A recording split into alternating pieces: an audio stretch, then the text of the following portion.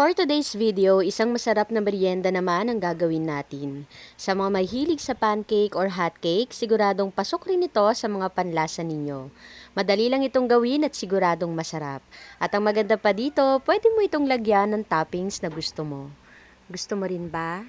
Tara, luto tayo. Sa recipe na ito, unahin na natin gawin yung butter mixture ng ating crepes. Sa isang mixing bowl, maglagay tayo ng 2 large eggs, 1 and 1/4 cup ng milk. Pwede po kayong gumamit dito ng evaporated milk or fresh milk. At 2 tablespoon ng melted butter. Haluin lang natin ito hanggang sa ma-well combine na yung mga ingredients na nilagay natin bago tayo mag-add ng all-purpose flour. After nating mailagay yung all-purpose flour, mag-add din tayo dito ng 1/4 teaspoon ng asin para mabalance yung lasa.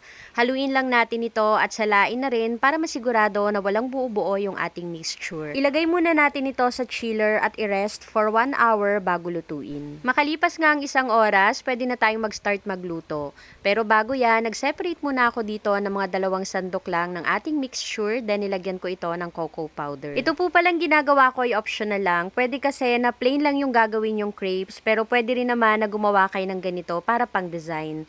At sa pagluluto nga nito, sa isang pan, painitin lang natin ito. Then once na mainit na, pahiran lang natin ito ng cooking oil. Then ilagay na natin dito yung mixture na ginawa natin kanina. Nasa sa inyo na po yan kung gaano kalaki yung gusto ninyong gawing crepes. Pero ako, yung size lang na kakasya dito sa pan na ginamit ko. Mabilis lang din po pala itong maluto at dapat mahinang apoy lang yung gamit natin sa pagluluto. And shoutout po kay Jasmine Chavez Ilyang, Hazel Mejia, Lynn Reyes, and Christian Mersene.